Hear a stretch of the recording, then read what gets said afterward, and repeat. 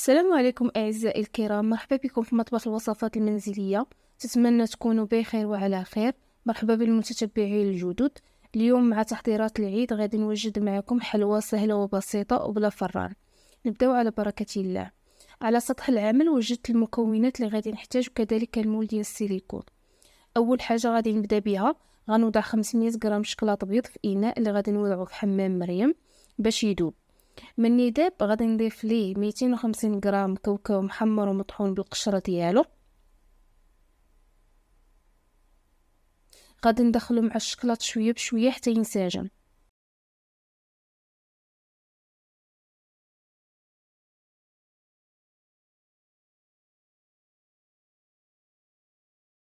دابا غادي نضيف 150 غرام بسكوي اي نوع تتفضلوا، طحنته مزيان حتى ولا على شكل بودره، وغادي نخلط العناصر حتى تنسجم مزيان مع بعضياتها.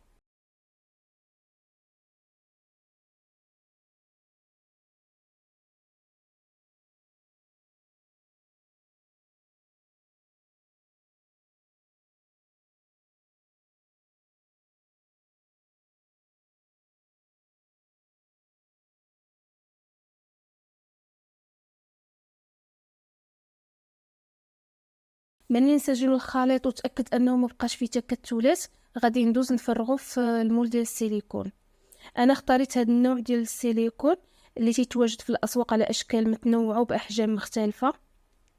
تنستعين بجوج معلقات باش نفرغ الكميه المناسبه في السيليكون، وتنبقى مستمره على هذا الشكل حتى نسالي الكميه اللي عندي.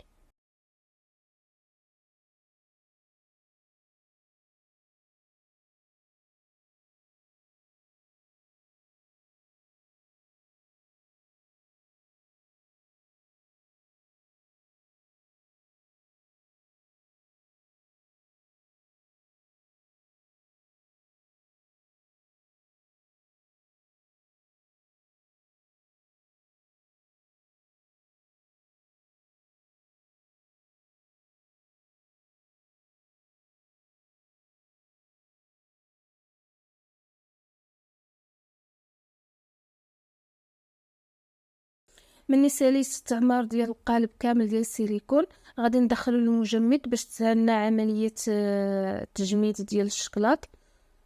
غادي ندخلو المجمد كيف قلت لكم حتى تتجمد مزيان وتشد فراسه، عاد نزولها من القالب.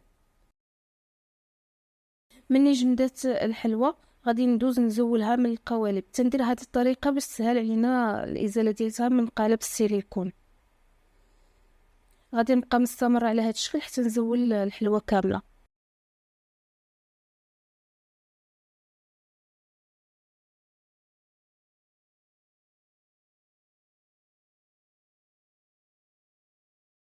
في هذه الاثناء غادي نوجد الكراميل اللي غادي ندير وسط منها.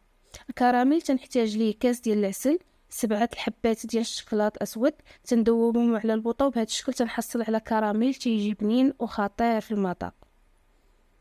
غادي نستف الحلوى ديالي في واحد الاناء وغادي نبدا نعمر فيها بالكراميل اللي وجدت.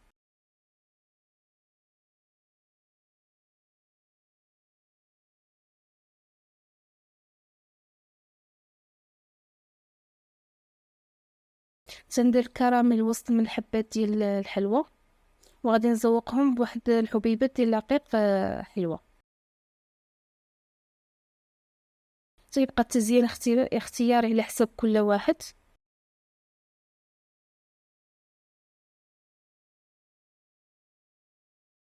وتنبقى مستمره على هذا الشكل حتى نسالي الكميه.